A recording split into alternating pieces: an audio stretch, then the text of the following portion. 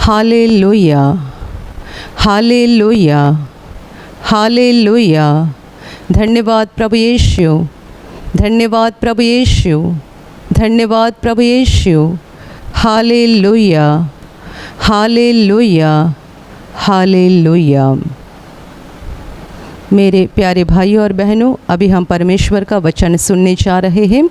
यदि आपके पास बाइबल है तो उसे खोल दीजिए। प्रेरित पौलुस की फिलिपियों के नाम पत्री अध्याय 4 वचन 4 और 5। प्रेरित पौलुस की फिलिपियों के नाम पत्री अध्याय 4 वचन 4 और 5 मैं पढ़ रही हूँ, ध्यान देकर सुनो। प्रभु में सदा आनंदित रहो। मैं फिर कहता हूँ, आनंदित रहो।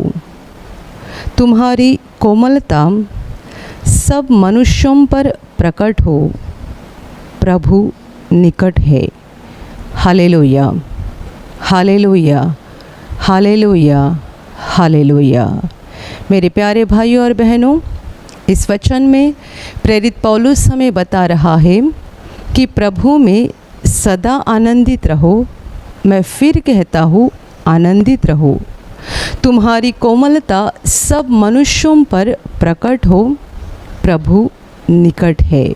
Hallelujah, hallelujah, hallelujah, hallelujah. मेरे प्यारे भाइयों और बहनों, यह वचन हमें प्रभु में सदा आनंदित रहने के लिए बता रहा है। प्रभु में हमेशा हम आनंदित रहे, ये वचन हमें बता रहा है। ये सलाह नहीं है बल्कि ये आज्ञा है। परमेश्वर की आज्ञा है कि हमें हमेशा आनंदित रहना ज़रूरी बात है। इसका मतलब ये परमेश्वर की इच्छा है कि हम हमेशा आनंदित रहें, और संसार में नहीं, दुनिया की खुशी में नहीं, बल्कि लिखा गया है कि प्रभु में सदा आनंदित रहो। यानी हमारा हंसना, हमारा आनंद करना, ये सब कुछ प्रभु में होते रहना चाहिए। Hallelujah, hallelujah. मेरे प्यारे भाई और बहनों, क्यों परमेश्वर का वचन हमें ये बता रहा है कि प्रभु में सदा आनंदित रहो? क्यों वचन हमें आज्ञा दे रहा है कि हम सदा हमेशा आनंदित रहें? इसकी वजह ये है कि परमेश्वर ने मनुष्य को धरती पर आनंदित रहने के लिए ही निर्माण किया है। परमेश्वर ने हमें दुख करने के लिए, रोने के लिए, आंसू बहाने के लिए और जीवन में पूरी तरह से निराश होने के लिए नहीं बनाया है, बल्कि धरती पर हम खुशी से रहे, यही परमेश्वर की इच्छा है। जब हम रोते हैं, निराश होते हैं, या हम हमेशा हमारे जीवन में दुखित रहते हैं, तब परमेश्वर को ये बिल्कुल अच्छा नहीं लगता है। ये जो आज्ञा वचन में दी गई है, ये प्रभु यीशु पर विश्वास करने वाले हर मनुष्य के लिए है। परमेश्वर चाहता है कि तुम हमेशा आनंदित रहो। इसका मतलब ये है कि जब आप दुख में रहते हैं या आंसू बहाते रहते हैं या जब आप निराश रहते हैं, तब परमेश्वर को ये बिल्कुल अच्छा नहीं लगता है।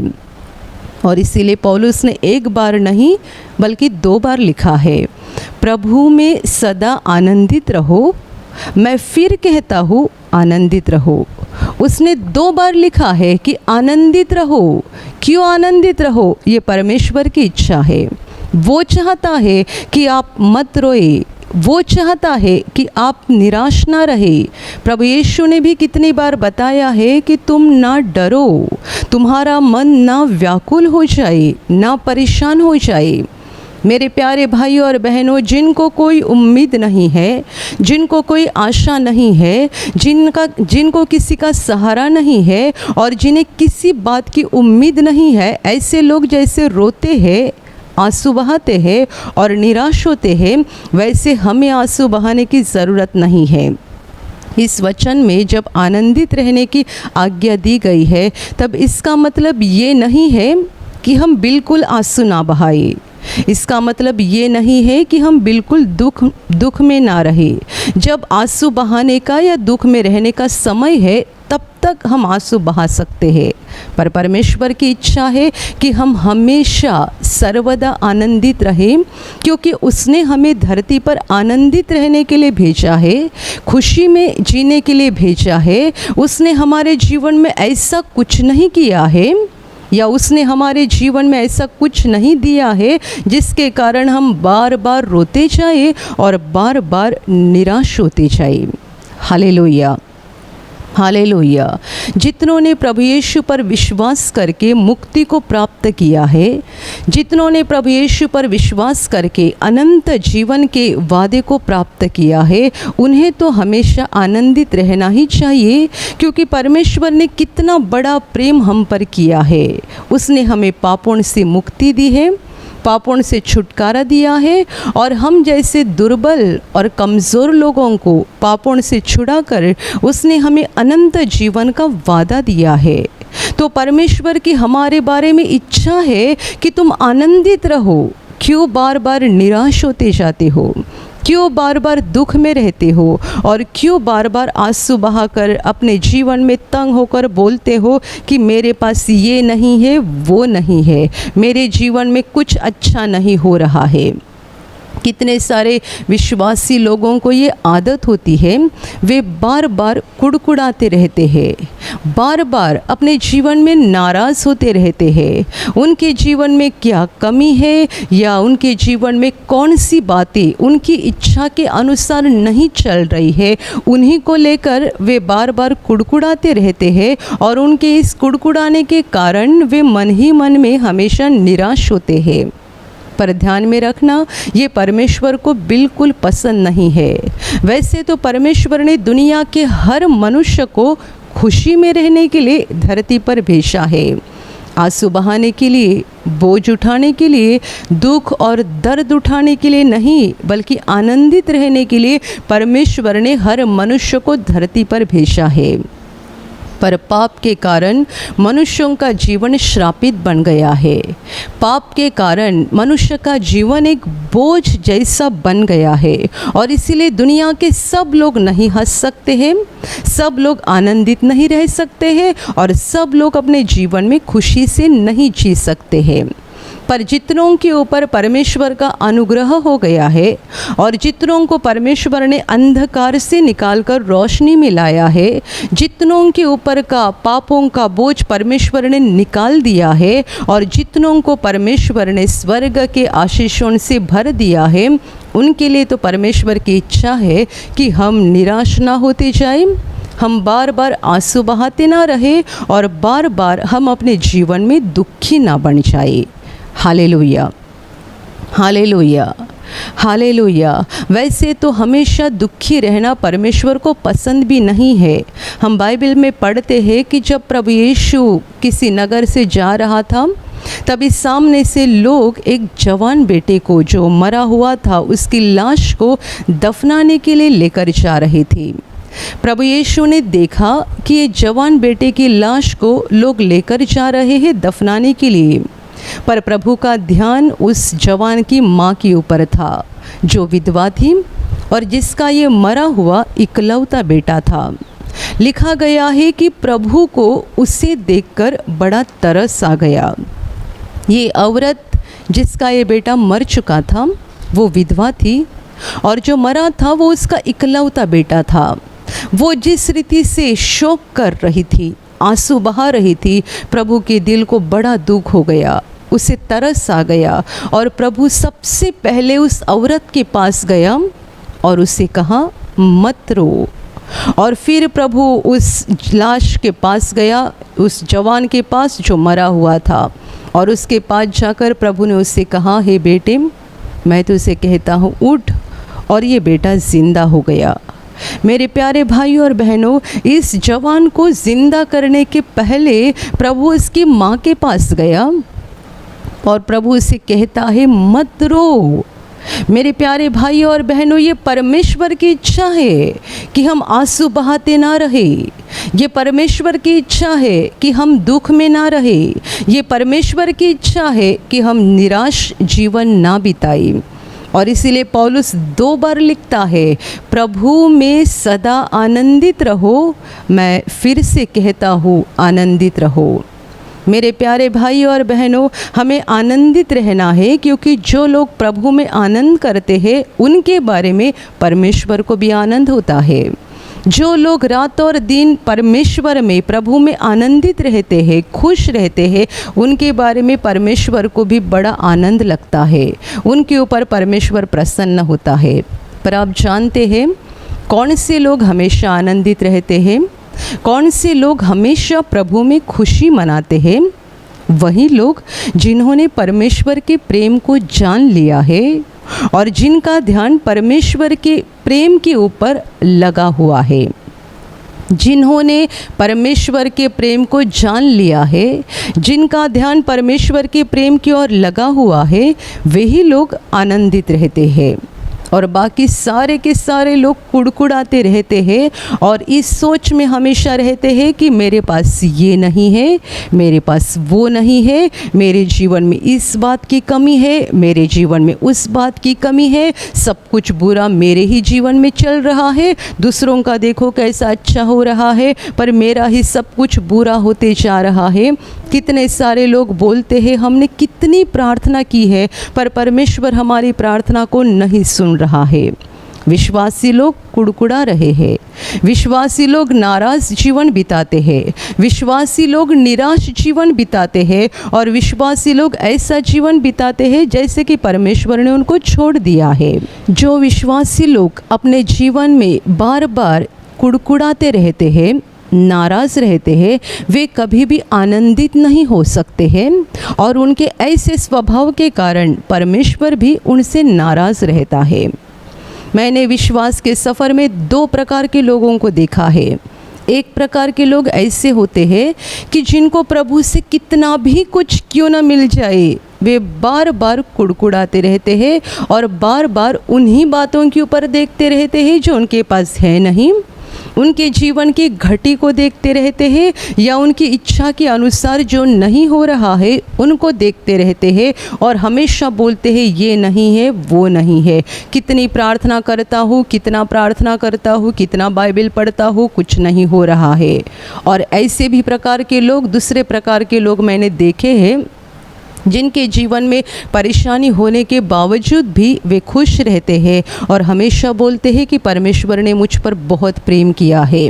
वे उन बातों को याद करते रहते हैं कि परमेश्वर ने उनके लिए क्या किया है, परमेश्वर ने उनके साथ क्या क्या भले काम किए हैं, परमेश्वर ने उनको क्या क्या आशीष दिए हैं। उन कामों की ओर देखते रहते हैं और खुश रहते हैं और इस उम्मीद में रहते हैं कि हमारे जीवन में जो घटी है, हमारी जो भी बीमारी है, जो भी परेशानी है या हमारे जीवन में जो भी बुरा है, प्रभु सही समय आने पर निकाल देगा।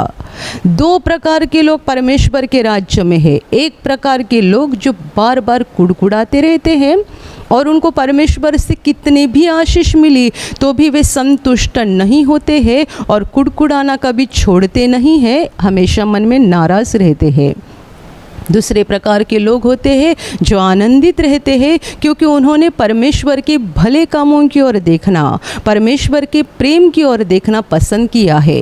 वे परमेश्वर के प्रेम को याद करते रहते हैं कि परमेश्वर ने मुझ पर कितना अनुग्रह किया है, उसने मुझ पर कितनी बड़ी दया की है, उसने मेरे लिए क्या भले काम किए हैं। उनको वे बार बार याद करते रहते हैं और उनके जीवन में परेशानी या दुख होने के बावजूद भी परमेश्वर के प्रेम की ओर देखते रहने के कारण वे हंसते रहते हैं। उनके दिल में सच्ची खुशी बनी रहती है। Hallelujah, hallelujah, hallelujah. मेरे प्यारे भाई और बहनों, आपके दिल की खुशी या आपके जीवन का आनंद इस बात पर निर्भर नहीं है कि आपके पास पैसा कितना है। आपके जीवन का आनंद इस बात पर निर्भर नहीं है कि आपको कितने अच्छे तनख्वाह की नौकरी है। आपके जीवन की खुशी इस बात पर निर्भर नहीं है कि आपके पास संपत्ति कितनी है, जायदाद कितनी है। और आपकी खुशी इस बात पर भी निर्भर नहीं है कि आपके जीवन में क्या क्या अच्छा हो रहा है।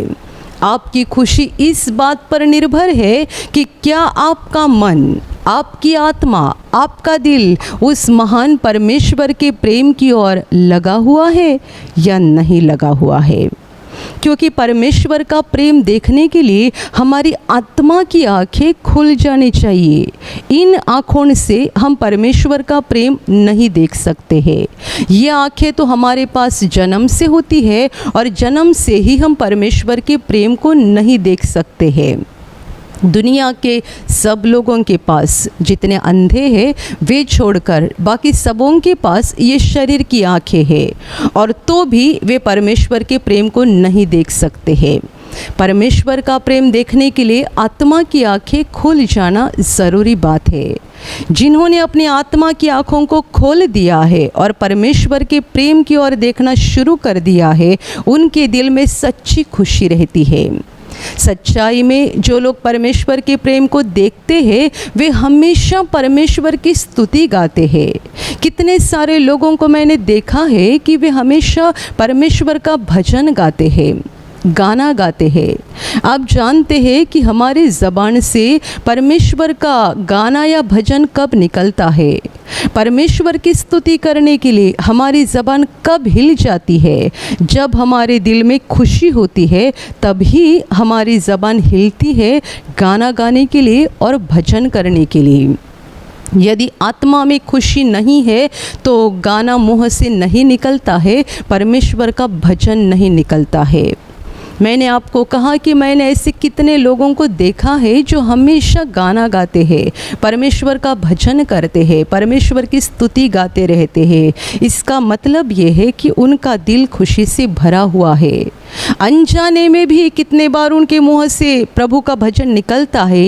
इसका मतलब उनके दिल की गहराई में कहीं तो एक खुशी भरी है। ये खुशी क्यों है? क्योंकि उन्होंने अपने मन को परमेश्वर के प्रेम की ओर लगाया हुआ है। आप दुख की हालत में भी गाना गा सकते हैं। आप संकट में रहते हुए भी परमेश्वर का भजन गा सकते हैं। आप बीमार हालत में भी परमेश्वर की स्तुति कर सकते हैं। आपके जीवन में बहुत बड़ा कठिन समय आने के बाद भी आप परमेश्वर का भजन गा सकते हैं, उसकी स्तुति कर सकते हैं, यदि आपके दिल में परमेश्वर का प्रेम भरा हुआ है और आपने उसके प्रेम की ओर देखना शुरू कर दिया है। Hallelujah, hallelujah. और इसका हम बहुत बड़ा उदाहरण प्रेरित चरित्र में पढ़ते हैं। जब पौलुस और सीलास को बंदी गृह में डाल दिया गया था, तब हम वहाँ पर पढ़ते हैं कि बंदी गृह में रहते हुए ये दोनों प्रभु के चेले आधे रात के समय गाना गाकर प्रभु की स्तुति कर रहे थे। मेरे प्यारे भाई और बहनों, आप उस हालत के बारे में ज़रा सोच सकते हैं कि पौलुस एक प्रभु का बहुत प्रभावी चेला, इतना प्रभावी चेला कि उसके प्रार्थना करने से या उसके बोलने से लंगड़ा चलता था, मरा हुआ भी जिंदा हो जाता था और उसके बोलने से लोगों के दिल बदल जाते थे। ऐसा बड़े ज्ञान से और सामर्थ्य से भरा हुआ प्रभु का चेला एक झूठे इल्ज़ाम के कारण उसको बंदी गृह में डाल दिया गया था और उसके साथ सीलास जो प्रभु का दूसरा चेला था उसको भी डाल दिया गया था। इन्होंने एक भला काम किया था। एक जवान बेटी में से दुष्ट आत्मा को निकाल दिया था। यीशु के नाम से एक जवान बेटी को उन्होंने दुष्ट आत्मा से छुटकारा दिलाया था और इस भले काम की उनको ये सज़ा मिल गई थी कि दोनों को बंदी गृह में डाल दिया गया था। ये दोनों उस बंदी गृह में रहते हुए कैसे गाना गा सकते हैं, कैसे भजन गा सकते हैं, कैसे परमेश्वर की स्तुति कर सकते हैं? बंदी गृह में क्या कोई मनुष्य प्रभु की स्तुति कर सकता है? क्या जेल के अंदर कोई मनुष्य प्रभु का महिमा कर सकता है? कितने सारे लोगों को उनके गुनाह के कारण जेल में जाना पड़ता है, तभी भी वे परमेश्वर को दोष देते हैं और कुड़कुड़ाते हैं।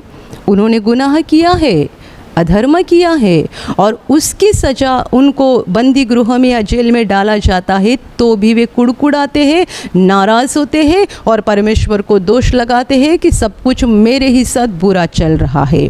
और यदि किसी को झूठे इल्ज़ाम में जेल जाना पड़ा तो उसको ऐसा लगता है कि मेरे ऊपर कितना बड़ा अन्याय हो गया है, मैंने तो ये गुनाह किया ही नहीं था, ये झूठा इल्ज़ाम है, झूठा इल्ज़ाम है, मुझे झूठे इल्ज़ाम से जेल में डाल दिया गया है। रात और दिन वो यही सोचते बैठेगा कि मेरे ऊपर कितना बड़ा अन्याय हो गया है, मेरे ऊपर कितना बड़ा अन्याय हो गया है। वो जेल के अंदर ऐसा मुंह बना के बैठेगा कि उसके ऊपर बड़ा अन्याय हो गया है, वो बिल्कुल नहीं हंसेगा।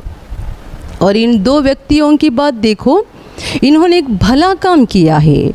एक जवान बेटी जिसको सालों साल से दुष्ट आत्मा ने पकड़ लिया था और उसकी बुरी हालत बना दी थी, उससे उन्होंने यीशु के नाम से छुटकारा दिलाया और इस भले काम की उनको सज़ा मिल गई कि उनको बंदी गृह में डाला गया।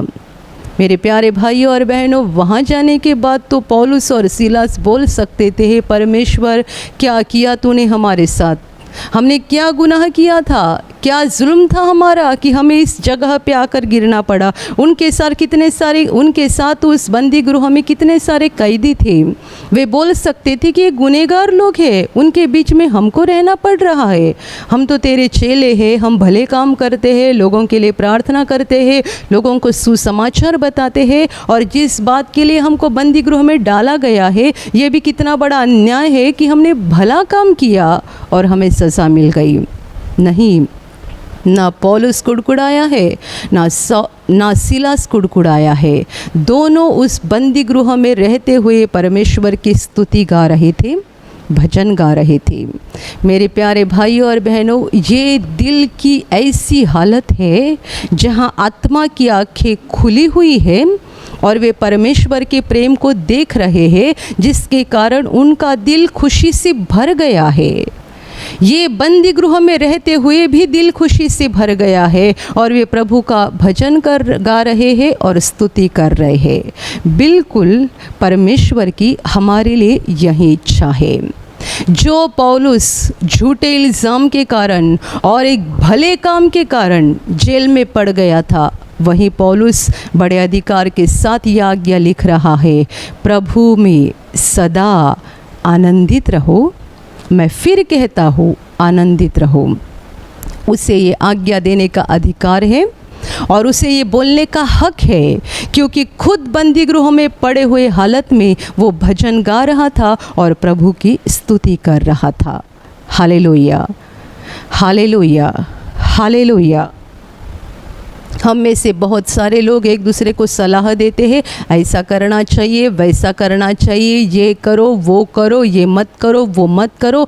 सलाह तो हम बहुत देते हैं, पर हम खुद जब उस हालत में गिर जाते हैं, हमारा बर्ताव वैसा नहीं होता है। दुनिया भर की सलाह हम दूसरों को देते हैं, ये करो, वो करो, ये मत करो, वो मत करो, ऐसा नहीं करना चाहिए था, ये तुमने गलत किया, वो तुमने गलत किया।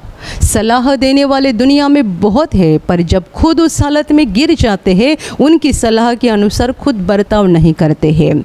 जिस पौलुस ने बड़े अधिकार के साथ और बड़े हक के साथ लिखा है कि प्रभु में सदा आनंदित रहो, मैं फिर कहता हूँ आनंदित रहो, उसे ये बोलने का हक है, अधिकार है, क्योंकि जब वो खुद जेल में था तब रोते हुए नहीं बैठा था, ना ही कुड़कुड़ा रहा था, ना ही परमेश्वर को दोष लगा रहा था, ना ही उन लोगों को दोष लगा रहा था जिन्होंने उस पर झूठा इल्ज़ाम लगाया था, बल्कि उस हालत में, ऐसी कठिन हालत में वो गाना गा रहा था, परमेश्वर की स्तुति कर रहा था। उसे मालूम नहीं था कल मेरे साथ क्या हो जाएगा, परसों मेरे साथ क्या हो जाएगा, क्या मैं इस बंदी गृह से बाहर आ जाऊंगा, कुछ नहीं मालूम था। तो भी आधे रात के समय गाना गाकर प्रभु की स्तुति कर रहा था। Hallelujah, hallelujah, hallelujah. तो फिर अपने हालत के ऊपर देखकर सोचो कि कहाँ पौलुस और कहाँ हम। वो बंदी गृह में रहते हुए गाना गा रहा है और हम अपने घर में बैठकर भी कुड़कुड़ा रहे हैं, ये नहीं है, वो नहीं है। कितने सारे लोग कितनी सारी बातों को लेकर कुड़कुड़ाते रहते हैं। ऐसे लोग जो अपनी सुंदरता को लेकर भी कुड़कुड़ाते रहते कि परमेश्वर ने मुझे सुंदर नहीं बनाया है, परमेश्वर ने मुझे गोरा रंग नहीं दिया है, परमेश्वर ने मुझे ऊंचा नहीं बनाया है, परमेश्वर ने मेरे शरीर में ये कम दिया है, वो कम दिया है। कितनी सारी बातों को लेकर कुड़कुड़ाते रहते हैं। पर क्या आप जानते हैं ये शैतान का काम है, जो आपके दिमाग में बार बार आपसे बोलते रहता है कि तुम्हारे जीवन में ये घटी है, वो घटी है, परमेश्वर ने तुम्हारी ये प्रार्थना को नहीं सुना है, वो प्रार्थना को नहीं सुना है, परमेश्वर ने तुम्हारे साथ ये बुरा किया है, वो बुरा किया है। ये बोलने का काम शैतान करता है और हम मूर्ख बनकर शैतान की बातों में आते हैं, हम भी कुड़कुड़ाते हैं और परमेश्वर के दिल को नाराज़ करते हैं। पर मेरे प्यारे भाई और बहनों, ये जान लेना कि परमेश्वर ने हमारे साथ कुछ भी बुरा नहीं किया है। वो जो भी हमारा करता है, हमारे साथ करता है, वो भला करता है, भला करता है और सिर्फ भला करता है। यदि हमारे जीवन में कुछ बुरा हो रहा है या हो गया है तो वह उस दुष्ट शैतान का काम है। परमेश्वर ने कुछ बुरा नहीं किया है। मेरे प्यारे भाइयों और बहनों, इसलिए अपने जीवन की किसी भी बात को लेकर नाराज मत होते जाओ। जैसा कि मैंने आपको कहा कि कितने सारे लोग अपने शरीर के रंग को लेकर भी नाराज़ रहते हैं या अपने जीवन की कितनी सारी बातों को लेकर नाराज़ रहते हैं। आप नहीं जानते हैं कि परमेश्वर आपसे कितना प्रेम करता है। आप नहीं जानते हैं कि परमेश्वर आपको कितना चाहता है, वो आपको कितना आशीषित करना चाहता है और सबसे बड़ी बात, वो हमें स्वर्ग का अनंत जीवन देना चाहता है ताकि हम अनंत काल उसके साथ रहें। और जब हम स्वर्ग में जाएंगे तब ना हमारे शरीर में किसी चीज़ की घटी रहेगी, कमी रहेगी, ना हमारे जीवन में किसी प्रकार की बुराई, दुख या परेशानी रहेगी। Hallelujah, hallelujah, hallelujah, hallelujah. हमेशा हमारा ध्यान परमेश्वर के प्रेम की ओर लगे रहना चाहिए। आप यदि मनुष्यों के प्रेम की ओर देखते रहेंगे और मनुष्यों के बातों के बारे में सोचते रहेंगे, आप नाराज़ होते जाएंगे। क्योंकि कितने बार हम लोगों से प्रेम चाहते हैं और मिलता नहीं है। कितने बच्चों के बारे में भी ऐसा होता है, वे चाहते हैं कि मेरी माँ मुझे सब भाई बहनों से ज़्यादा प्रेम करे, मेरे पिताजी मेरे दूसरे भाई बहनों से मुझे ज़्यादा प्रेम करे, पर वैसा नहीं होता है और उन्हें ऐसा लगता है कि मेरी माँ मुझसे मेरे भाई के ऊपर ज़्यादा प्रेम करती है, मेरे पिताजी मेरे से ज़्यादा मेरे दूसरे भाई के ऊपर प्रेम करते हैं। मेरे प्यारे भाई और बहनों, इन बातों के ऊपर देखकर नाराज़ मत होते जाओ। ये दुनिया है, हम दुनिया के ऊपर देखते जाएंगे तो नाराज़ी होते जाएंगे। जब वचन हमें कहता है प्रभु में सदा आनंदित रहो, तब ये पहला शब्द महत्वपूर्ण है, प्रभु में। वो तुम्हारा भला देखता है, वो तुम्हारा सब कुछ अच्छा करना चाहता है, वो तुम्हें आशीषित करना चाहता है और वही एकमात्र ऐसा है जो तुमसे सच्चा प्रेम करता है। वही एकमात्र है जो तुमसे सच्चा प्रेम करता है, जो नहीं छोड़ेगा तुम्हें, जो नहीं त्यागेगा तुम्हें। मेरे प्यारे भाई और बहनों, इसीलिए इस वचन की ओर देखकर आनंदित रहना शुरू करो। मैंने आपको कहा ये सलाह नहीं है बल्कि ये आज्ञा है। परमेश्वर चाहता है आनंदित रहो, ये परमेश्वर की आज्ञा है, आनंदित रहो, हंसते रहो, प्रभु में हंसते रहो, प्रभु में आनंदित रहो, दुनिया में नहीं। दुनिया के लोग भी आनंद और खुशी मनाते हैं, उनकी खुशी बुराई में और गलत बातों में होती है। शराबी शराब पीते हुए भी बहुत खुश रहता है। परमेश्वर ऐसे गलत और गंदे कामों में हमें आनंद नहीं करने के लिए बोल रहा है, पर प्रभु में आनंद करने के लिए बता रहा है। यानी प्रभु में हमें जो भी आशा है, प्रभु में हमें जो भी प्रेम है, जो भी उम्मीद है, उसकी ओर देखकर हमें आनंदित रहना ज़रूरी है। Hallelujah, hallelujah, hallelujah. और मेरे प्यारे भाइयों और बहनों, प्रभु में आनंदित रहने के लिए सबसे महत्वपूर्ण बात है ये है कि अपने दिल की आँखों को खोलकर परमेश्वर ने तुम्हारे ऊपर जो प्रेम किया है उस प्रेम की ओर देखना शुरू करो। परमेश्वर ने तुम्हारे ऊपर जो एहसान किए हैं उन एहसानों की ओर देखना शुरू करो और परमेश्वर के प्रेम और एहसानों को देखकर उसका धन्यवाद करते जाओ। जब हम परमेश्वर का धन्यवाद करते हैं तब हमारी आत्मा परमेश्वर के करीब जाती है। जब हम परमेश्वर का भजन गाते हैं, उसके प्यार के लिए उसका धन्यवाद करते जाते हैं, तब हमारी आत्मा परमेश्वर के करीब जाती है और स्वर्ग से परमेश्वर की खुशी हमारे जीवन में बहना शुरू हो जाती है। Hallelujah, hallelujah, hallelujah. आप अपने आप में सोचकर या अपने आप में फैसला करके खुश नहीं रह सकते हैं। आपने खुद अपने मन में कितना भी तय किया, आज से मैं रोऊंगा नहीं, रोऊंगी नहीं, आज से मैं खुश रहूंगी, ये फैसला आप अपने आप में कर रहे हैं। पर इसीलिए आपको परमेश्वर की ताकत की ज़रूरत है, क्योंकि खुशी स्वर्ग से आती है, आनंद स्वर्ग से आता है। और यदि स्वर्ग से खुशी और आनंद हमारी आत्मा में आ गया तो ही हम हंस सकते हैं और तो ही हम हर हालत में आनंदित रह सकते हैं। मेरे प्यारे भाइयों और बहनों, स्वर्ग से परमेश्वर की खुशी और शांति हमारे दिल में आने के लिए हमें परमेश्वर के प्रेम की ओर देखते रहना चाहिए, उसके एहसानों की ओर देखते रहना चाहिए, उसका धन्यवाद करते रहना चाहिए। बाइबल में लिखा गया है कि तुम धन्यवादी बनो, हमेशा परमेश्वर का धन्यवाद करो, हमेशा उसका महिमा करो, उसकी स्तुति करो, क्योंकि उसका धन्यवाद करने से, उसकी स्तुति करने से आप आत्मा में उसके करीब जाते रहोगे और उसका आनंद आपके दिल में हमेशा आते जाएगा। Hallelujah, hallelujah. वचन आगे कहता है कि तुम्हारी कोमलता सब मनुष्यों पर प्रकट हो, प्रभु समीप है। तुम्हारी कोमलता यानी तुम्हारी भलाई, तुम्हारे अच्छे काम सब मनुष्यों पर प्रकट हो जाए। इस रीति से बर्ताव मत करो, इस रीति से मत चलो कि जैसा कि परमेश्वर ने तुम्हें छोड़ दिया है। तुम्हारे भले काम, तुम्हारी भलाई, तुम्हारी सहनशीलता सब लोगों के सामने आ जाए, ताकि तुम्हारे द्वारा परमेश्वर का महिमा हो जाएगा। और वचन कहता है प्रभु समीप है। ये मत सोचो कि परमेश्वर आपसे दूर है। प्रभु हमसे दूर नहीं है, वो हमारे नज़दीक है और हर दिन हर पल वो हमारी आवाज़ को सुनने के लिए तैयार रहता है। अभी वो आत्मा के द्वारा हमारे नज़दीक है और बहुत जल्दी प्रभु यीशु दोबारा धरती पर आने जा रहा है। जब वो दोबारा आएगा, उस पर प्रेम करने वाले लोगों को उठाकर स्वर्ग में जाएगा, तब से हमारे जीवन में कोई दुख, परेशानी या आंसू नहीं रहेंगे। Hallelujah, hallelujah. और इसीलिए संत पौलुस कहता है प्रभु में सदा आनंदित रहो। मैं फिर कहता हूँ आनंदित रहो। तुम्हारा ध्यान परमेश्वर के प्रेम की ओर लगाओ। उसने हम पर सच्चा प्रेम किया है और प्रभु यीशु का क्रूस पर का बलिदान, ये उसका सबसे बड़ा प्रेम है कि हम पापी होते हुए भी यीशु मसीह हमारे लिए इंसान बनकर धरती पर आया और हमारे पापों को लेकर उसने क्रूस पर बलिदान किया है, ताकि उसके द्वारा हमें पापों की क्षमा मिल जाए और हमें अनंत जीवन मिल जाए।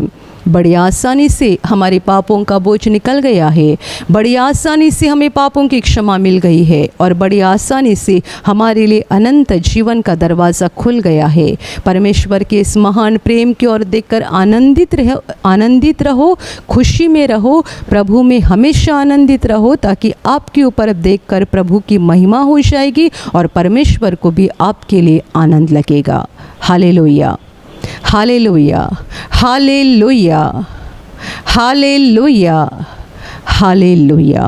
और अभी मैं आपके लिए प्रार्थना करने जा रही हूँ। आपके शरीर के जिस भाग पर बीमारी है, पूरे विश्वास के साथ वहाँ पर हाथ रखो। और यदि वहाँ हाथ नहीं रख सकते हैं तो अपने सीने पे हाथ रखो। पूरा विश्वास करो कि प्रभु यीशु अभी आपको छूकर ठीक करेगा। प्रभु यीशु अभी आपको छूकर आपके जीवन में अद्भुत काम करेगा।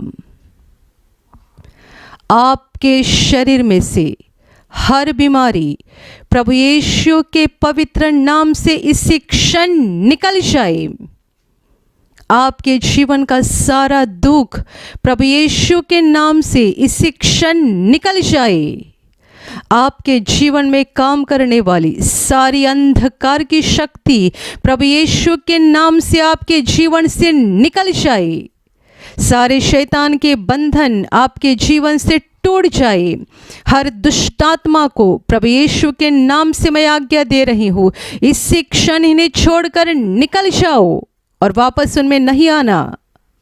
आपका जीवन परमेश्वर के आशीषों से भर जाए। स्वर्ग की शांति और स्वर्ग की खुशी पवित्र आत्मा आपके दिल में भर दे। आमीन।